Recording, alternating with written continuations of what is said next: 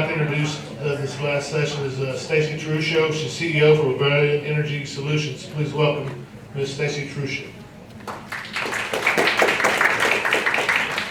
Thank you guys very much. I'll start by saying I really appreciate the opportunity to be here. I've spent the last 2 or 3 years and a lot of time and effort and resources digging into this kind of carbon credit world and space, and so it's nice that people might want to hear about what we have to say, and also as a non-Osage person, I appreciate the honor of being invited and hope I do that justice.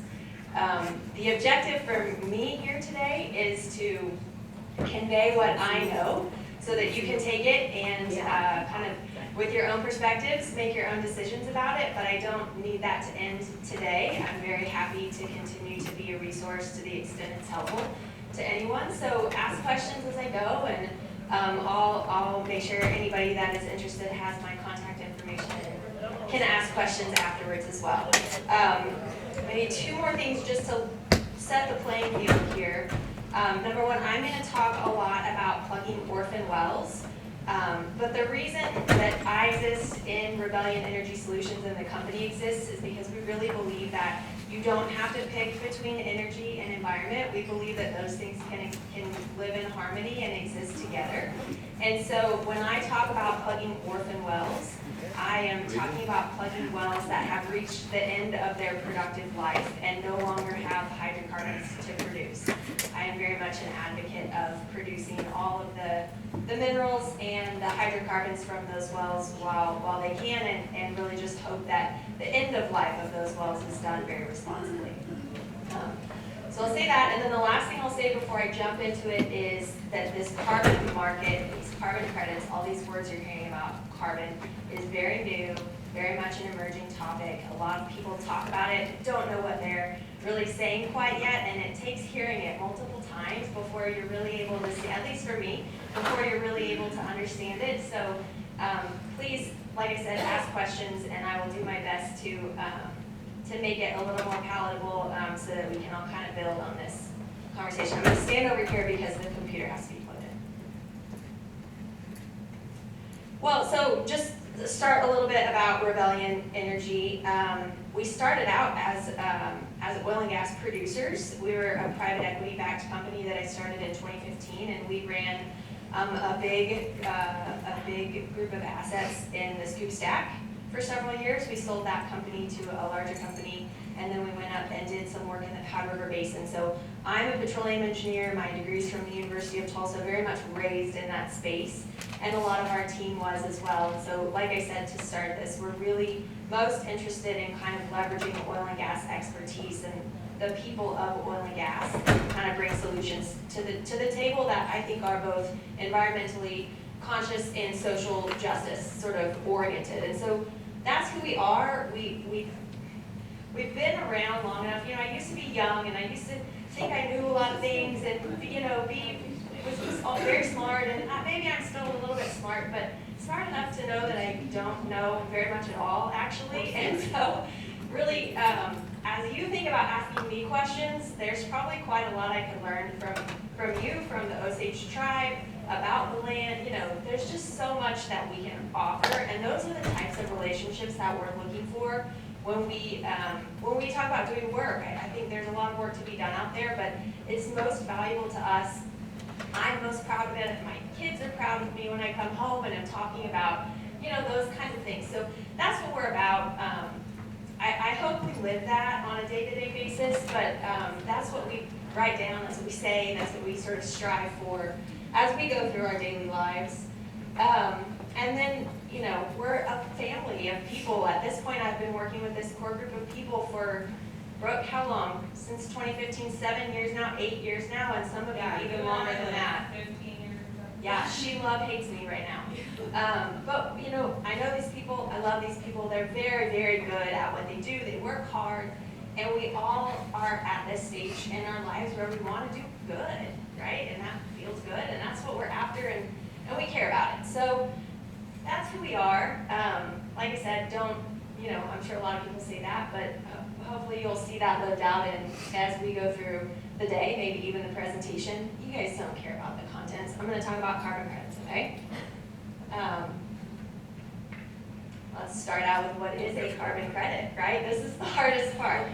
So a carbon credit is a unit of exchange, just like a dollar is a grouping of copper pennies. A carbon credit is a grouping of tons of carbon or its equivalent in the atmosphere. And so one carbon credit is 1 metric ton of CO2, which is carbon, or its equivalent. So methane is not carbon, but it can be converted to carbon, right? So that's kind of how you measure things within this system. Carbon is important nowadays because of climate change. A lot of people are very concerned about the environment, and carbon has an effect on the environment, an impact that a lot of people are thinking about in terms of the Paris Agreement, and at higher levels when we start thinking about regulating and taxing carbon. Another thing you'll hear a lot is this term net zero. So the reason any entity would buy a carbon credit, or the reason a carbon credit has any value, is because organizations want to have either a negative carbon footprint or a neutral carbon footprint. So essentially, we'll do an example. There's a company X over here, and they make candles that look like wood, candles that look like birch trees. And for every candle that looks like birch trees that they make, they spend a certain amount of carbon, goes out into the atmosphere, right? And they can't make these candles without doing that. They can reduce and become more efficient and all of those things, but they have to spend carbon to make that birch tree candle. And so let's say they spend a unit of carbon for every candle they make, but they make $10 for every candle they sold. They're very expensive candles. They can now go take that $10 and invest the $10 of profits they used to take carbon out of the atmosphere, or to stop it from going into the atmosphere. And that costs them a couple dollars. So they still have a profit, right? They still made $8, but now they've taken as much carbon out of the atmosphere as they put into it. So they get to call themselves neutral. And there's a big push for that right now. So you'll hear that net zero term. You'll hear me say net zero buyers. Those are the people that value and therefore buy our carbon credits, spend money on it, which is what we sort of care about here. There's a couple of pillars. A carbon credit has to have these things in order to exist. Anybody can say that they have a carbon credit, but for it to exist, it has to be real. It has to be additional, which means it has to, it wouldn't have happened if not for this carbon credit. That was the change in conditions that made it happen. And it has to be permanent. So you can't take carbon out over here, but scoot over here and more carbon came out anyway as a consequence. It has to be permanent. So those are the 3 things we're looking for. And I'm doing a little bit of a vocab lesson here, so I apologize. Bear with me as I get through it. In the United States, the carbon market is unregulated. So there's no, policy or regulation around how much carbon you spend like there is in Europe, for example. It's also not taxed. And so everything that companies do to offset their carbon footprint is totally voluntary at this point. Maybe that'll change, maybe it won't. But so it's called the voluntary carbon market, or you'll hear people say VCM. And so it essentially is kind of made up of these 3 groups. There are the project developers, and that's what we do. So they do projects that remove carbon from the atmosphere, and that's the supply. And then there's the net zero buyers that I just talked about. They're the ones that buy carbon, and that's the demand. And then there's sort of this structural component inside there that is the registries. And those are the folks that say, we certify that this carbon credit is real, additional, and permanent. They say this is a good one or a bad one. You can sell a carbon credit that hasn't been through a registry. It's just not worth anything because nobody really believes it to be real. So that's kind of how these frameworks start coming into the mix. And registries, there's about 5 of them in the US that are worth talking about, really, that are sort of reputable at all. ACR is one, Vera is one, CAR is one, Gold Standard, there's a handful of them. We use an ACR framework, and you'll see that in a little bit of time. But there's all kinds of other people out there that aren't using registries, and those are sort of dangerous, right? So, because nobody knows what they're getting. These registries have underneath the registries, they have they're called methodologies, but they're like rule books for creating a credit. So for the credits I'm going to talk about, plugging Orphan wells to generate carbon credits, there's a methodology, which is just the rule book. You have to follow these rules if you want them to certify your credit. So that word methodology and registry, those are things you'll hear a lot as well.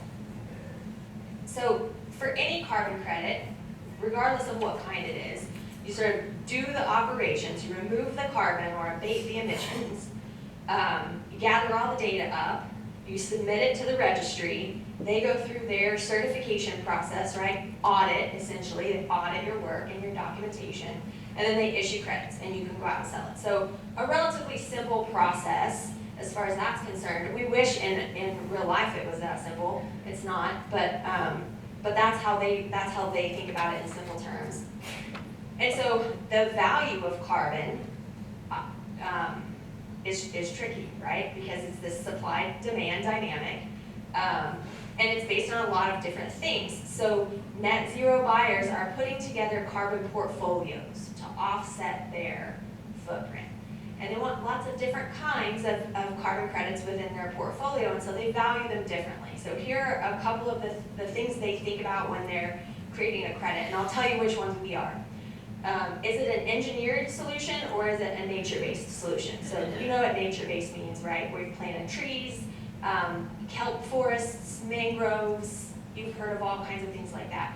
Or is it an engineered solution or a man-made solution? So that's what we do.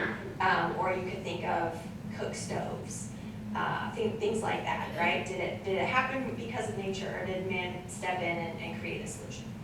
The quality of the credit, is it unregistered? Is it registered?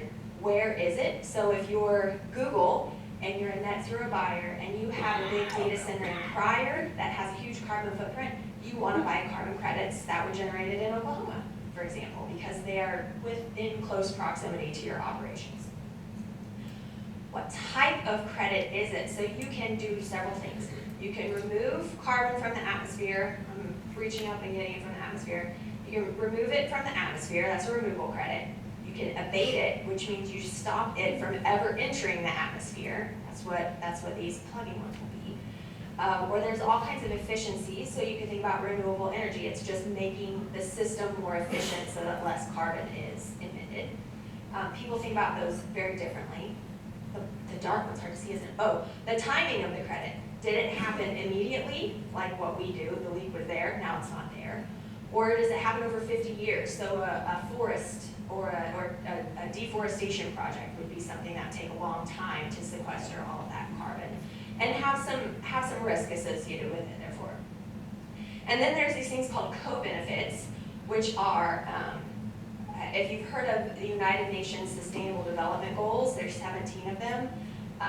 Basically, that is what else happened in the community because of this credit. So if we plug a well on Osage land, there's a carbon credit associated with, a tribal entity or a community that wouldn't have otherwise seen that well plugged, for example, if you did that project in the LA basin, right? So there's all these sort of consequences that you can capture, and if they're positive consequences, that will add value to the carbon credit.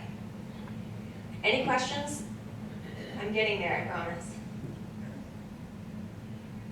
This is the important part. And this is something to pay attention to, actually, because you have what I believe to be a big opportunity with all of the orphans that are on Osage land.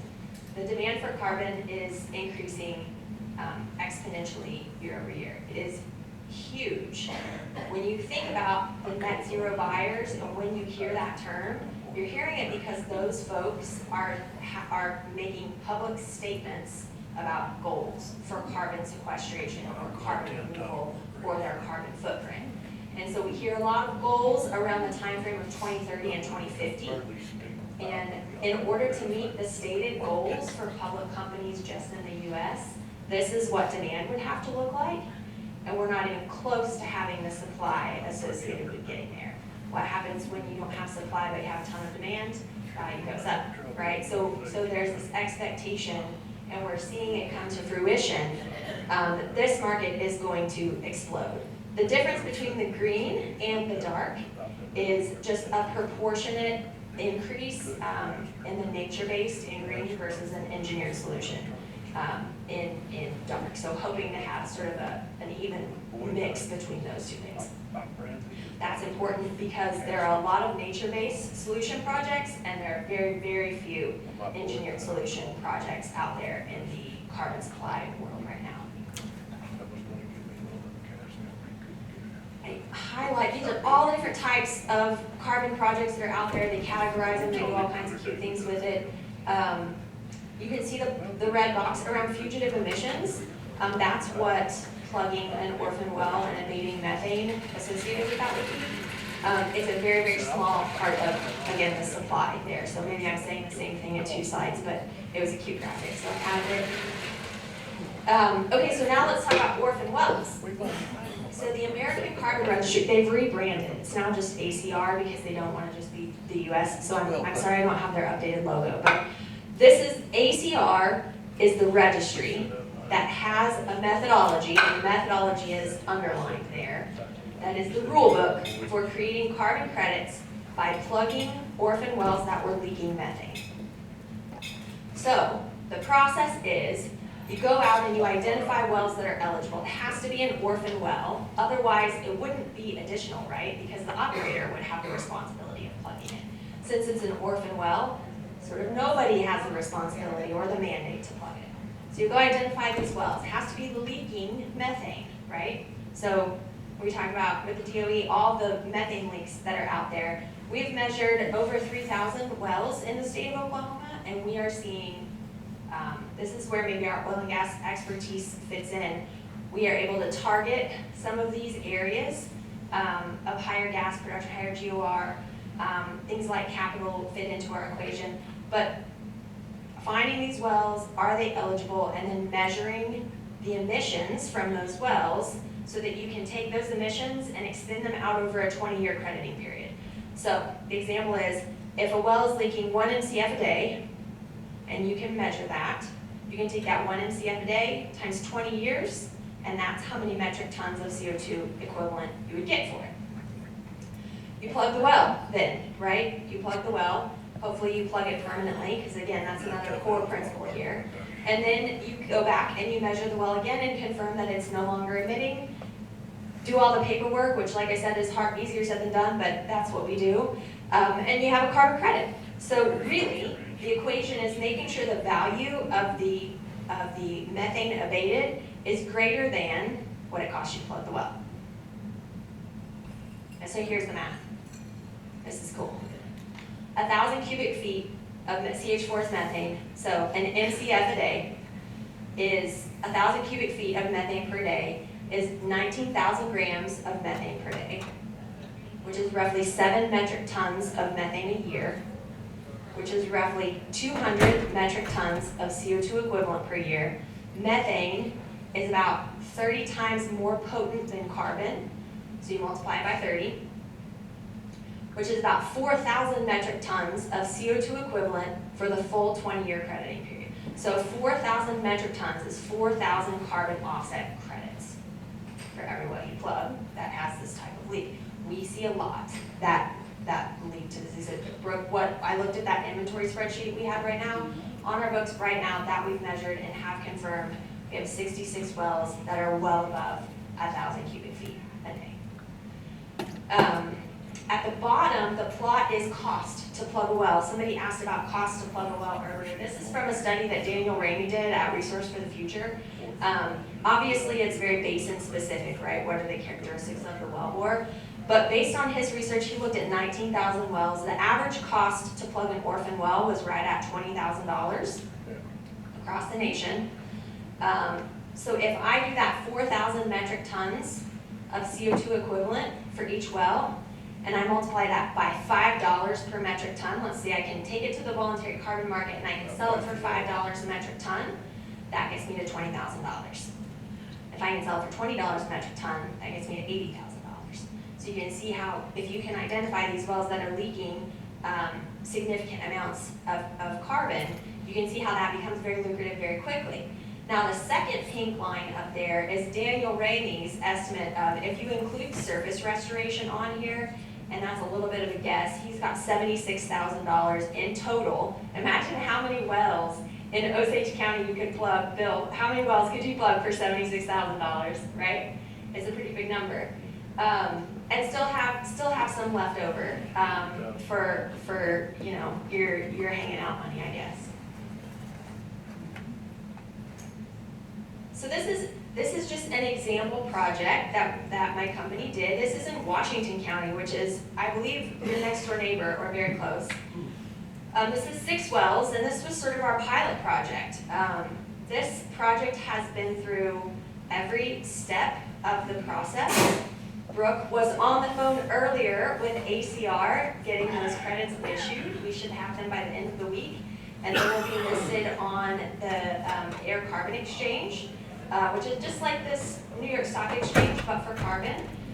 They're out of Singapore, and our floor price for these credits will be $15 a metric ton, and we will expect something along the lines of $25 a metric ton. So think back to that plot I showed you earlier.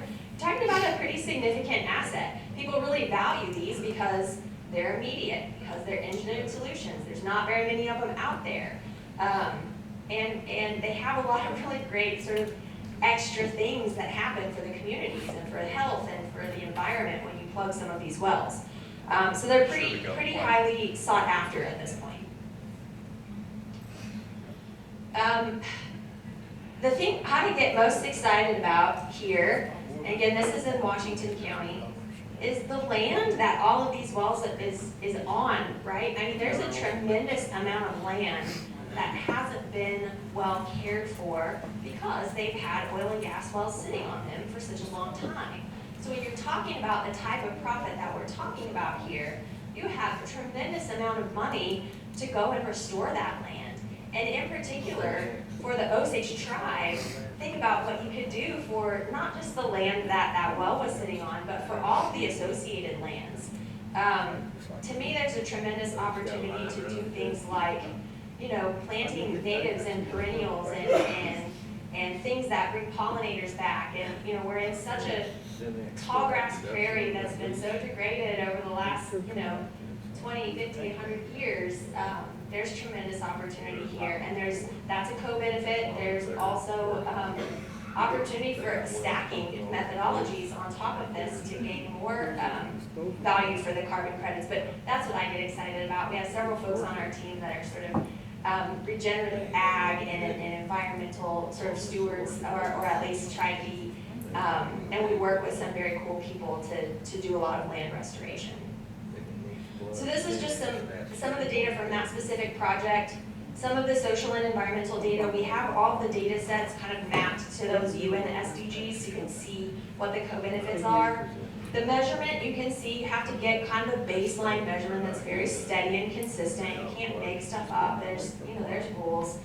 Some of the detection, and then we do kind of above and beyond the ecological indexing as well, so that we can properly restore land and make sure that we're doing it in a way that serves, you know, the community that the land is in and around, and the community serves it as well. These are just some pictures, really.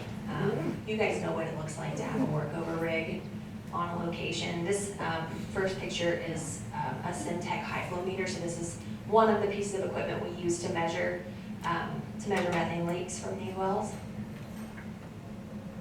And so this first project, 6 wells, 86,000 metric tons of CO2 equivalent. I'll let you do the math at $10 or $20 per metric ton, and it quite quickly pays for the 6 wells we plugged, all of the land restoration we did, and with a little left over. And this is our first project. So it has tremendous potential to get bigger and bigger. So she run off on it.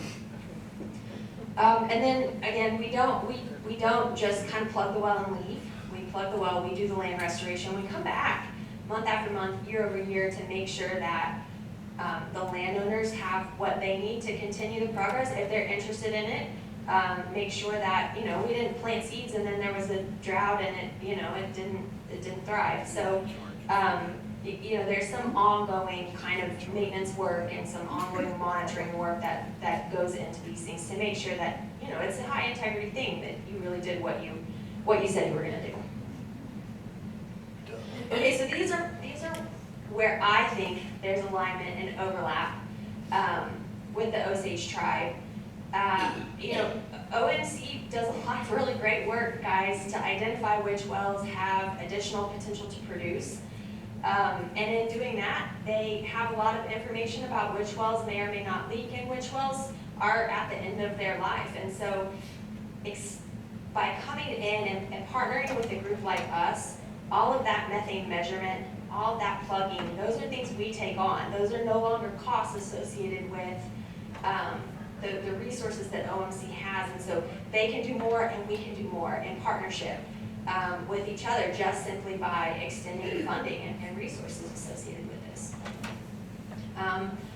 We really love the idea of not just coming in and doing this for ourselves, but coming in and doing this in partnership with the communities that we exist in. And to us, that means how are we providing resources to landowners? How are we using the resources of the community, right? There are people that need jobs in communities, and these are good high-paying jobs. These are great things that we can accomplish together. And then sort of last but not least, we have this oil and gas legacy. It's a good legacy. It's served me at least very well, and I never liked this idea of negativity being associated with that. I want to sort of be a part of this responsible sort of shift in that culture and in the way that industry is perceived, and I think we can do that together, and this is a good way to marry those things. We've talked a lot about this, and I also don't have been keeping good track of time, so I don't know how much time I have left, but I'm almost done. We go through, we measure all of the wells. That's actually important because you want to know how much methane you have emitting on Osage land, right? You want to know if there's negative impacts so you can sort of act accordingly, I would think. Prioritizing in partnership with an Osage Mineral Council, which wells need to be plugged, which wells need to be not plugged, which wells we need to put more resources into understanding, which wells need to be plugged first, second, third. The plugging itself, that's something, again, we pay for that. We have very strict protocols, high standards above and beyond what the OCC requires in our Washington County project, and because we're so concerned with permanence, we really have to make sure that that's done well. Restoration, we would also pay for the restoration component of this, and hopefully work with landowners and with the tribe to make sure that's done in a way that kind of honors existence here, right? Which is not something I know. It would depend on folks like you to understand that. We administer all of the carbon credits, and then of course there's the profit sharing component of this, right? You can't you can't just take it. You reinvest it into the community. That's shared in some way based on the structure that I don't even probably know yet. But that's kind of the idea here, and that's the way we think about orphan wells on Osage land and how we might be able to sort of extend resources here in partnership with you. These are my last things. If you take, now nobody asked a question the whole time. Is that because I was talking too fast? I'll ask if you have questions in a second. If you take nothing away from this conversation, I think it's just understanding a little bit more about carbon credits. Hopefully you'll ask some questions along the way. They can be really valuable, and I think Osage land has an opportunity for them to be very, very valuable. We are a leading project developer, and it's sort of arrogant to say, right? But I'll say that we're a leading project developer because we're the only one that's done a full project at this point. So that means we're leading in some way. We also helped write the methodology and continue to partner with ACR to amend the methodology and several other universities there. So I'd like to think that we're the best of the best. We're certainly the first, and we have become the first by not cutting corners at all, because some of these standards are very, very rigorous. And then, thank you for letting me talk at this conference. I hope it was valuable. I hope that I can be sort of service to you guys going forward, and it felt a little like pitchy to me in there, like a little bit of a sales pitch toward the end, so I wanted to make sure you guys know that, this is your information to take and do with what you will, and even if it doesn't include a partnership with Rebellion, I would love to be helpful and, a partner in any other way, along the way. And then the very last thing is, there's this elephant in the room that is the IIJA money that the Osage, I think, recently received. And I have all kinds of thoughts on that and think that there are ways to partner alongside that grant as well that would be really beneficial and helpful to the tribe. So we can talk about that later because honestly it's a fairly large topic, but really there's so much you could do there, and I would only hope to kind of be a part of it. So thank you guys. Does anybody have any, here, this I think has my phone number. That's not my phone number, don't call that, that's the company number, and I'll just take mine. She has, that's her extension, that's Brooke's number, you're welcome. But that is also not my email address, Brooke. I'll give you my email address and my phone number if you're interested. Yes.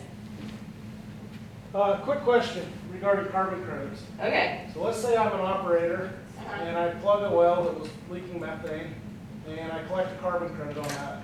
What happens when I drill a well next to that and I start producing again? Do I lose that credit, or is that? Yeah. And So. would you mind sharing who you are? Yeah, my name's Brian Blatt. Okay. Okay, so I'm going to break that apart in a couple phases. Operators cannot get carbon credits generally because of that additionality component that I talked about. So because it's already an operator's responsibility to plug a well, that means that it's going to happen anyway and that it's not additional.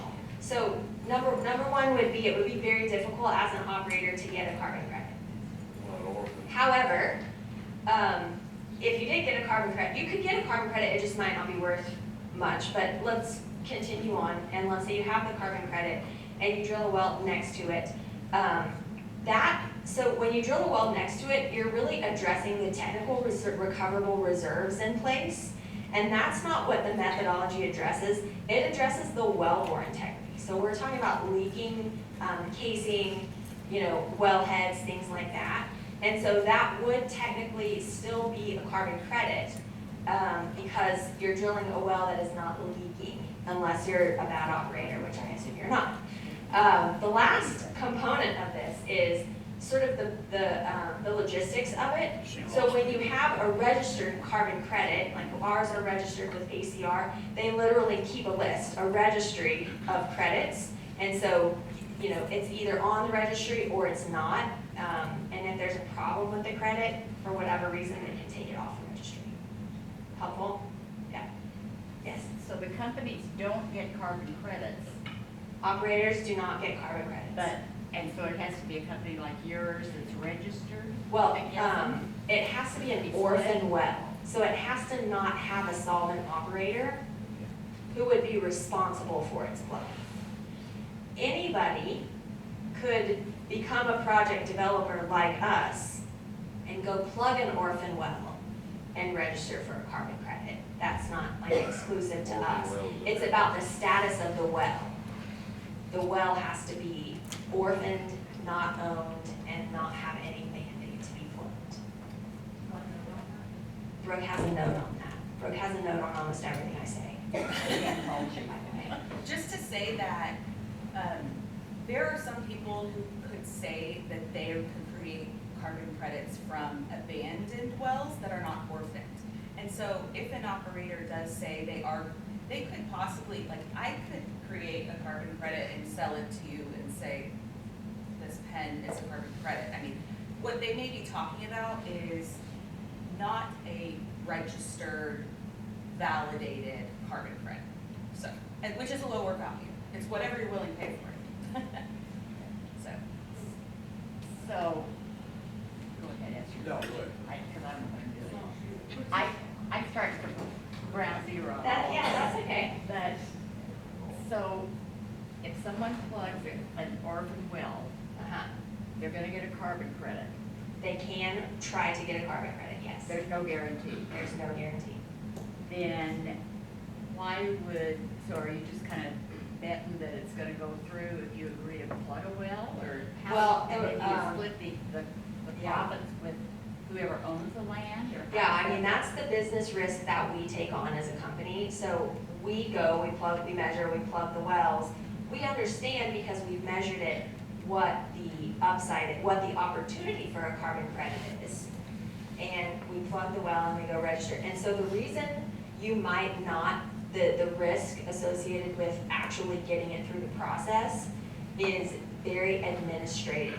So the procedures for measuring and the procedures for analyzing those measurements are very rigorous. And you really, really have to know the protocol well in order to make sure that your data is solid enough to make it through this process at ACR.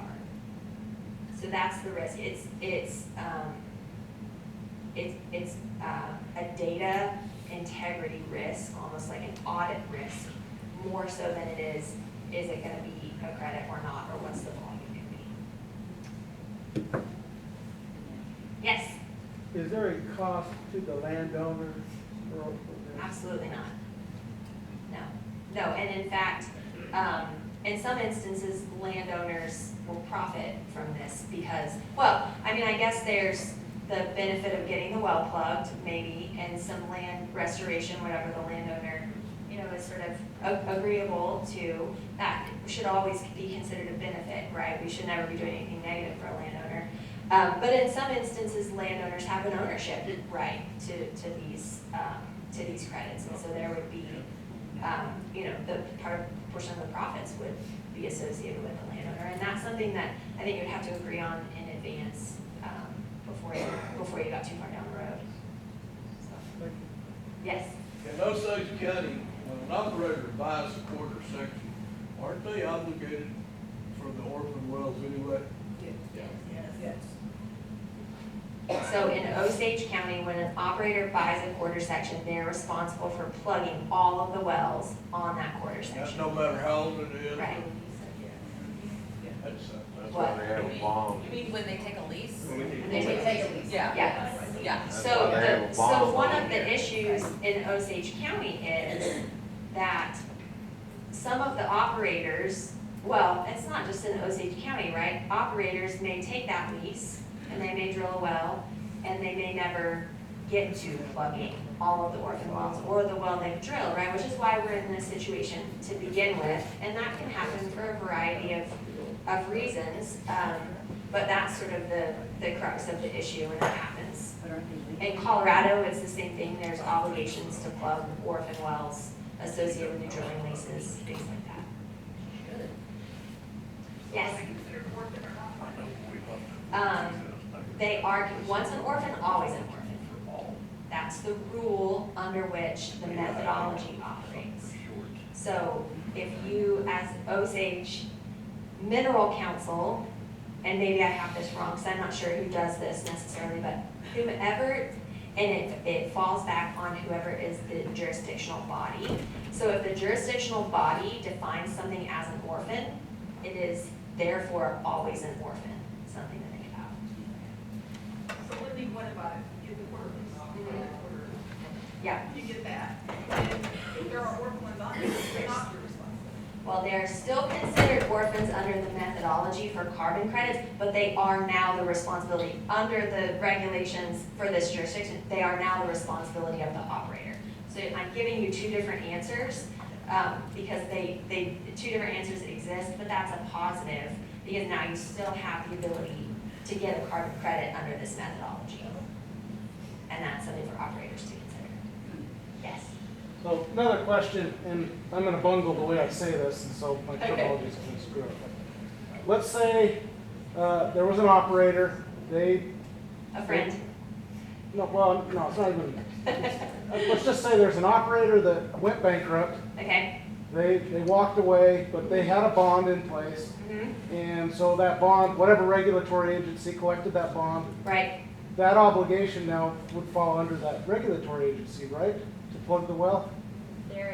There are not, I think we're over. You're good. I'm sorry. There are not mandates in place for regulatory bodies to plug orphan wells. So who gets to decide who's gonna go in and take care of the abandonment and get the carbon credit? Because there Well, could be, for like, I could see every- like a whole bunch of companies coming in all trying to claim that. Who is the one who gets to decide who gets Yeah. to do the work? In everywhere in Oklahoma except Osage County, it's the Oklahoma Corporation Commission, and on in the different states. Here's the BIA. In Osage County, it's actually a little vague. It is the BIA, but I do think it flows through the Mineral It's Council. turned over to the Osage Mineral. Right. So, in the rest of the counties in Oklahoma, it's about operating rights. So you can go and, it's called 1073 is the form you use. You can go 1073 a well, which says you're taking operating rights of this well, gives you the right to do what you need to do.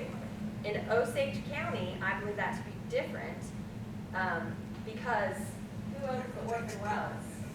In Who's the Osage expert County? that? Who owns that? It's vague at best. Still in? Yeah, it's vague and probably requires the participation of both BIA and the Osage Mineral Council.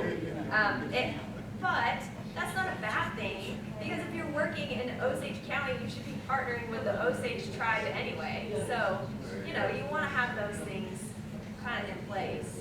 So, anyway, great question. Something that is definitely requires some digging into, and I think different people will have a different perspective on that answer, maybe even within this room, I don't know, so. Anybody else? You're done good. What's that? You're done good.